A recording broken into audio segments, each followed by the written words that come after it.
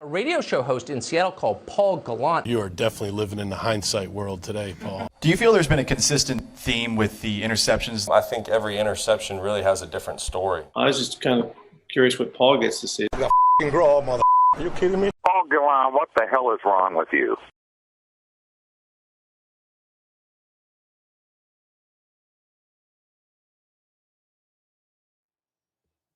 Hello and welcome aboard another episode of the Gallant Says podcast, available live exclusively on Twitch or YouTube, youtube.com/Paul Gallant, twitch.tv/Gallant Says.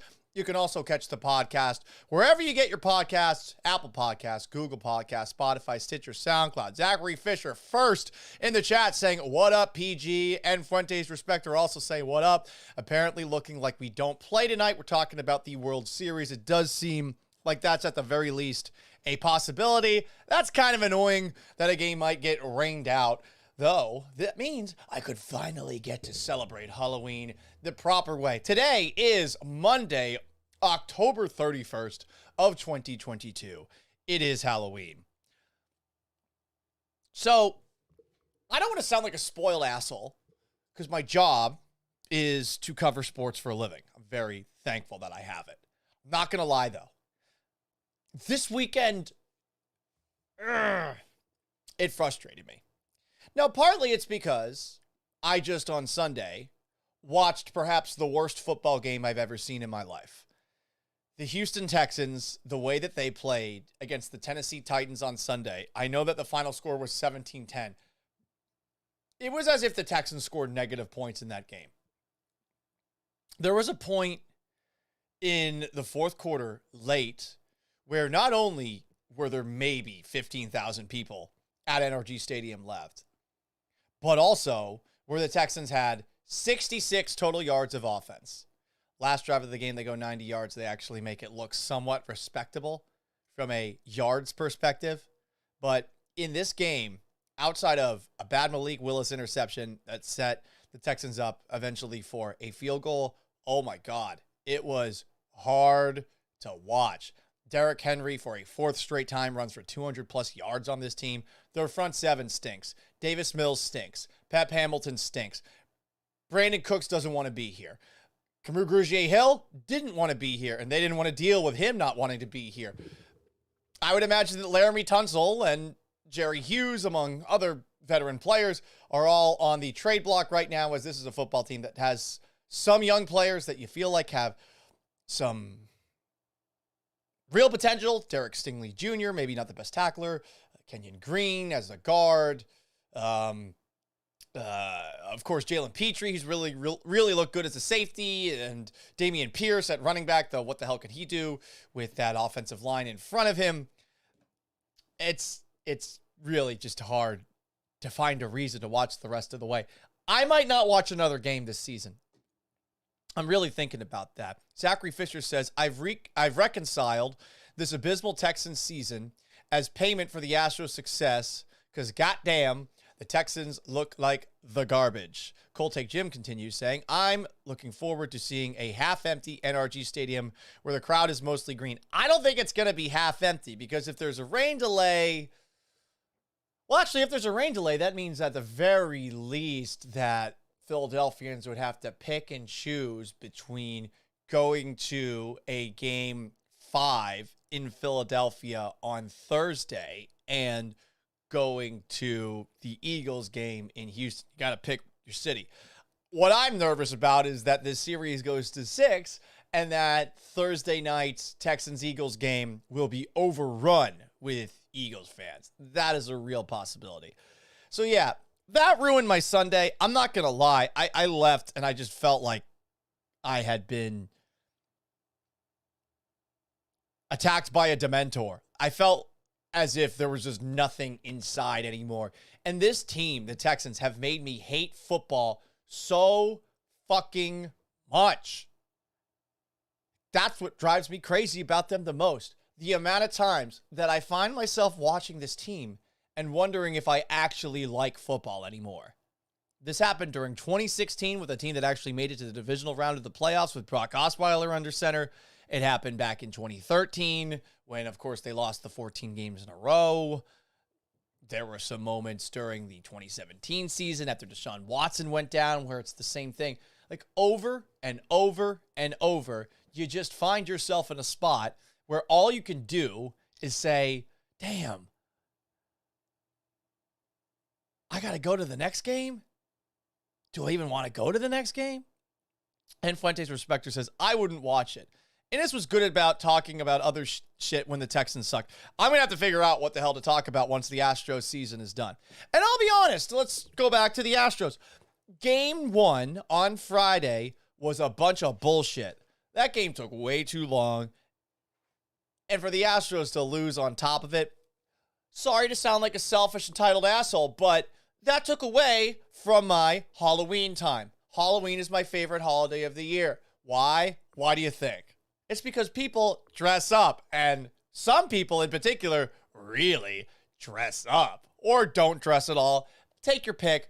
I wanted to have some time on Halloween dressed up as Rip from Yellowstone to go out there and to make some friends. Instead, I was at that game until 12:50, and I had like 30 minutes of being out in public while in that costume. I looked great. Now, maybe if there is an Astros game today, I'll be out at a bar wearing my Rip from Yellowstone costume. You can come up to me and say hi, but it sounds like it might get rained out. I'm just pissed that they lost that game too.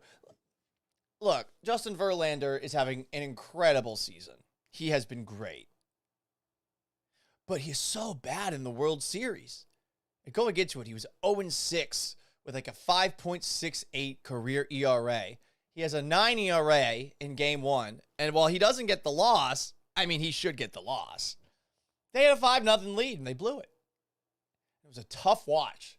And I'm more mad about the fact that this Astros team had a chance to run through the postseason completely undefeated.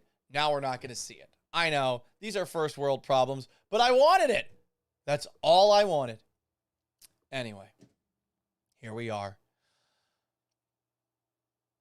I will say, as far as the actual series itself, you got to give a whole lot of credit to a couple of guys in particular on the Astros for what we have seen thus far. It was good to see Kyle Tucker finally wake the fuck up, right? Kyle Tucker had 2 home runs in game 1, and you've really been waiting to see something from Kyle Tucker that makes you feel like it would at the very least be worthy to consider giving him that long extension. I am sure that he is going to get something from somebody elsewhere. I don't think he will end up in Houston. He is under arbitration for the next 3 years. I imagine that some team is going to offer him a ton of money, $250 million, $300 million plus, and I doubt that the Astros will be the ones to do it. You know, like the deal that they signed with Yordan Alvarez, where it's almost a hometown discount, and it might be because, hey, Yordan Alvarez maybe appreciates the fact, seeing as he played in Cuba, lived in Cuba. Hey, I'm just here. I don't want to play super hardball. I like it here in Houston. I like what they've done for my family. Maybe there's a feeling of guilt or loyalty to the organization to kind of give him the handshake deal. But when you look at what kind of a contract that Kyle Tucker can get, it's hard to believe he'll be here long term. This game that he had, game 1, at least makes you think, hey, maybe it's not the craziest idea in the world. It was a nice game. Other great performances that we saw, this was more in game 2. I have been waiting to see playoff Jose Altuve unload. He goes 3 for 4, starts off game 2 against Zach Wheeler. And I'll be honest, like, I'm very casual when it comes to knowing baseball outside of Houston. To open up game 2 of the World Series with a double by Jose Altuve, a double by Jeremy Pena, and then a double by Yordan Alvarez. That was a beautiful way to open things up. And I started thinking to myself, Zach Wheeler? Who the fuck is this guy? He must not be that good. More like Hack Wheeler. Am I right? Wasn't that impressed by him. And to open the game up like that, after it felt like the Phillies had all the momentum, really is a carryover of what I saw in the clubhouse after game 1, where you saw a bunch of Astros players at their at their lockers in the clubhouse, and they all were very calm, cool, collected, because it's one game. they're not going to stress over losing one game. I'm curious as to how Philly is feeling on the flight back. And of course, we might have some extended time between now and game number 3, which could theoretically be rained out. Other good performances that we have seen to this point in the World Series. It was Kyle Tucker game 1. It was Jose Altuve game 2. You got another home run from Alex Bregman, who had the home run in the 5th from Zach Wheeler. You got a great performance out of Framber Valdez. Valdez drew some controversy, though, for said performance. He goes 6 1/3. He strikes out 9. He walks 3. And everyone's freaking out because of something that they saw on the television broadcast. A bunch of people tagged me in the tweet. I'm at the stadium, so I don't get to see it on the actual TV itself. But it was brought up that Framber might have been rubbing his hands together, maybe rubbing his hand on the ball. People are wondering, oh, has he got some sticky stuff, some spider tack on his hands? Honestly, maybe he did. Maybe he didn't. It happens so much in baseball these days. It's up to the umpires to actually check to look for that stuff. That was, I think, the prerogative going into this year. And, of course, last year, too, when everyone started talking about the spin rates of baseballs and all the things that can be affected if you were to put a little goop on a baseball. People were freaking out about that. People were freaking out about the fact that Framber Valdez changed out of the cleats that he wore for warm-ups. His glove, I guess he got a new glove. He got new pants as well after a first inning where he had to throw 22 pitches to get out of it unscathed. Was not a great first inning. I remember tweeting something out, too, along the lines of, 22 pitches to get out of the first inning. That's not good. And a bunch of people were like, why don't you root for Philly? And I just told the person, go fuck off. Like, I'm rooting for the Astros, obviously, in this series. I can't acknowledge that it was tough for Framber Valdez to get out of the first inning, but he was great afterwards. And I think he deserves credit. That is something that he has talked about in the past, is how if he has a rough inning or a rough couple of moments, he gets down on himself and he can't focus and it starts to spiral for him. And in this game, that did not happen. So it was great to see what Framber did, but everyone's freaking out about him rubbing his hands. And I thought it was really funny to hear him say, both during the post-game interview with, I think, ESPN Radio, and then a little bit later at the press conference through his translator, to say, hey, it's just a Dominican thing. Because it's going to make more people paranoid about the Astros cheating. That's what he said. He said, yeah, we're a little superstitious, and I just felt, like that's something that I do. A lot of people from the Dominican Republic do. I thought it was very funny that was what he gave as an answer. Some comments, because it is the Paul Gallant Show experience live on Twitch. Twitch.tv/Gallant says, if you've never joined it, you can also catch this podcast on Apple Podcasts, Google Podcasts, Spotify, Stitcher. G-Man says, Gallant, what's up, my man? Go Astros. Go Stros. Aaron Russell, why does it feel like every Philly fan I've encountered clearly wasn't loved enough as a child? It's so weird to me. That is kind of funny. Philadelphia fans are just a special kind of miserable. And I realized this, having a lot of family from Philadelphia, going all the way back to the early 2000s with the Eagles.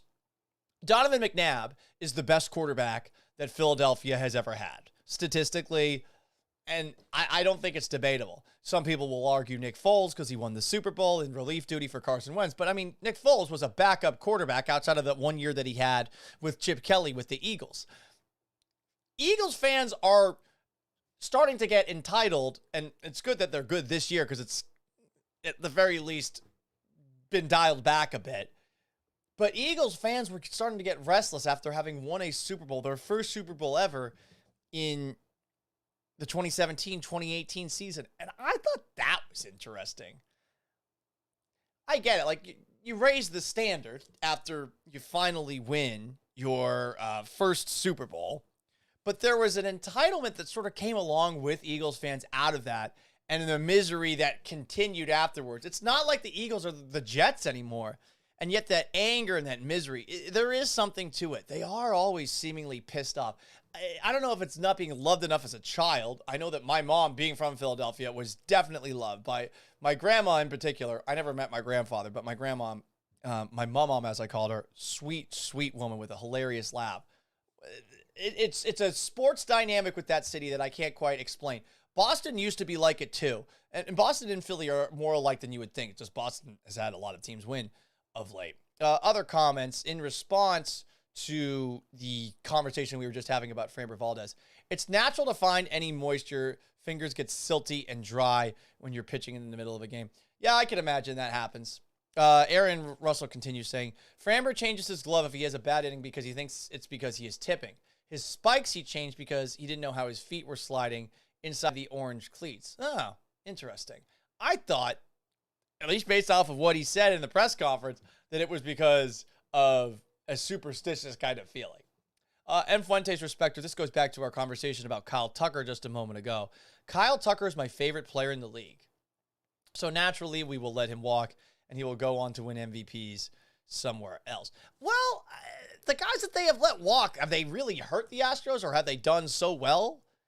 George Springer keeps getting hurt. Carlos Correa in Minnesota, I mean, it wasn't a great year for him. I feel like the Astros' track record when it comes to moving on from guys has been pretty good. I'm surprised that Tucker is your favorite player in the league. I do like Kyle Tucker, but I don't love Kyle Tucker. And I feel like sometimes with Kyle Tucker, I'm like, wait, is there something I'm not seeing? Should I be seeing a little bit more here? And I think mainly it has to do with the fact that sometimes in the playoffs, he hasn't 100% delivered. Cold Take Jim on Twitch says, Doug Peterson, to go back to the Philadelphia Eagles and what the expectations were after they won that Super Bowl, said it was the new norm. Well, it's one thing for a coach to say that, but to actually execute on it is another thing entirely. And Eagles fans hated Donovan McNabb, even though he was their best quarterback ever. They hated Andy Reid, even though he was their best head coach ever. There is something unique to Philadelphia sports fans that brings out a certain level of misery that you just do not see in other fan bases across sports, despite those teams in Philadelphia having the kind of success that they have had. I can't explain it for the life of me, but that just seems to be the way that it goes. Taking a look, I don't see anything right now, and we're recording this. It's 1:18 Central Time here in Houston, Texas. I have not seen anything that definitively points in one way or another that this game tonight, Game 3 of the World Series, is going to be delayed. But if I do see something, I'll talk about it. More comments. Cold Take Jim. There's no middle ground in Philly. The team is going to the championship. We're going winless. There does seem to be an idea that, yeah, if it's not an undefeated season, that it's not enough. It's a weird standard. I think that going winless is a little bit extreme, but I get where Cold Take Jim is coming from there. I think it's more, they just take every loss so damn personally, and they don't move forward from it as quickly as they shouldn't. And I would say, just from a fan perspective, you know, if you're an Astros fan after Game 1, you were pissed off, but was anyone concerned about the actual World Series as a whole? I still felt like the Astros were going to win the series in 5 games, even after losing that Game 1. I mean, shit, it took Justin Verlander blowing a 5-run lead for Philadelphia to win. And I kind of felt like because of that, going forward, I mean, assuming you don't have another awful start from one of your pitchers, that you're good. Like, you have the pitching matchup in every single one going forward until both teams start going back to some players that they pitched earlier. And even then, like Nola, Wheeler, do either of those guys scare you? Don't scare me. And Fuentes Respector says, I'm projecting, talking about Kyle Tucker. I love his tools. He does everything. He does do everything, and he's definitely going to be expensive. I got a question. I love Halloween. It's my favorite holiday of the year. And again, as I explained before, it's not just because of the candy. It's because people dress like hoe bags, right? People dress sluttily. I'm specifically talking about the ladies' side of things. And you know what? You don't have to dress that way. And I know it's a children's holiday and that some people are like, should you be dressing up in a costume while going to work? We actually were allowed to. I just had to wake up so early today to go do a TV show hit with Fox 26 that I decided, you know what? I'm just going to go to downtown. I went to Eighth Wonder Brewery wearing my Astro shirt, which I have not washed. It smells. I probably should wash it at this point, seeing as the Astros did finally lose. But I'm curious as to what's the most controversial costume that you can get away with wearing in 2022.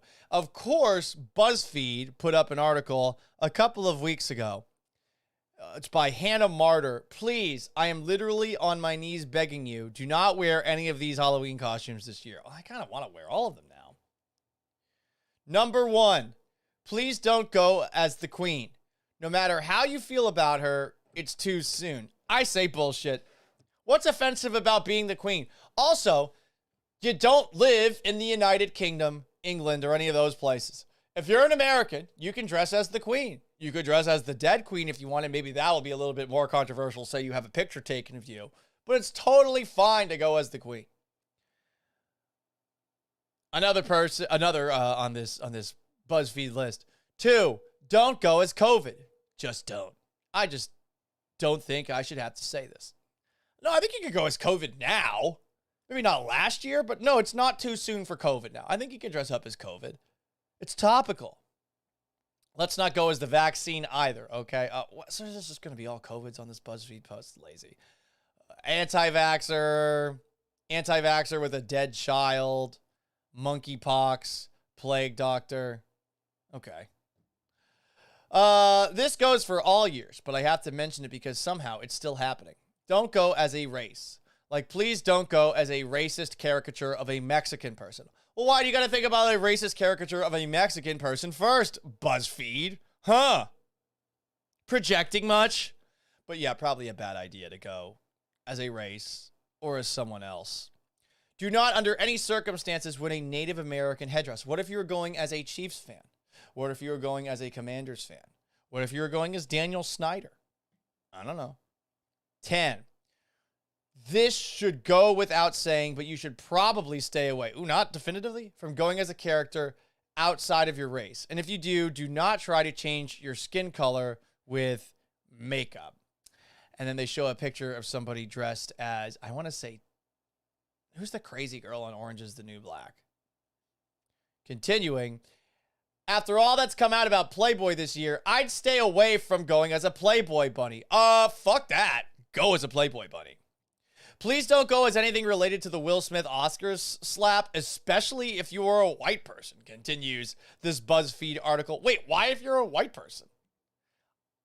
Can't you just go as like a giant hand or something like that? I disagree with that.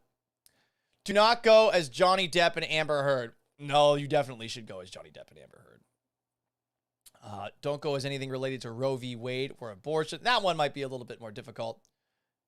Don't wear a Handmaid's Tale costume. That hits a little too close to home right now. Why? Stay away from politicians. Don't be Donald Trump. Don't be Putin. Stay away from being a police officer or being a SWAT team person. Okay. Do not use anything with the word slave in the name. This includes off-brand I Dream of Jeannie costumes. She's a genie. Don't go as any kind of sexualized children's costume. Actually, I think you should go as a sexualized children's costume. Can we retire the sexy schoolgirl outfit? No. Anyway, that's the BuzzFeed list. There are certain costumes that probably should stay out of bounds, and I will agree with the person who posted that in that you probably shouldn't go as someone that's like, yeah, I don't know, going blackface. You don't want to be a Justin Trudeau or something like that. But you do want to be topical. What's wrong with being the queen? Oh, she's dead? What is it about us that when someone dies, like we can't talk about the person in even a semi-critical way? And Fuentes Respecter says, don't go as anything funny. Yeah, being funny is fun. Who would have thought? And sometimes being funny means being a little bit offensive.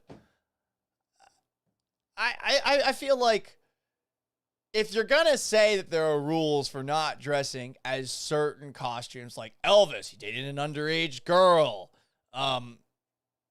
Jeffrey Dahmer, you can't be him. Well, that's topical. I think the whole point of Halloween is, okay, if you're a woman, you probably want to dress as something a little slutty. Because it's fun. It's fun to show a little skin and to show whatever gains you might have had. And two, if you're a guy, you probably want to do something that's either funny or topical or looks good. I feel like all these rules that we're writing for it, the wussification of America, I'm not quite going that far. All I am saying is that some of the things that are supposedly out of bounds aren't. So have fun tonight. Go crazy. And also, more importantly, if you're going to go out dressed up as something for Halloween, you got to think of it in advance. I thought that I was going to dress up for 2 different costumes this year, one of which did not come in the mail, so I had to improvise, and I ended up going as Roy Kent, which I went as last year on Saturday night. But I thought I was going to go as Rip from Yellowstone for a while, so I started growing out my beard. It's a little bit longer. I'm going to wear it one more night. I'm probably going to trim this thing down later on today. But also, I was going to go as Magnum PI, Tom Selleck, and I was actually going to shave the entire beard off for the first time in a really long time and go with just a straight mustache. The problem was the shirt didn't arrive in the mail in time. You got to order it in advance, though. You can't wait until the last second, because if you wait until the last second, you're going to go to a costume store. You're not going to be able to find the right thing. So anyway, this is just advice in the future. I love adult Halloween. It's fantastic, and I hope that it continues for all time. It's the best.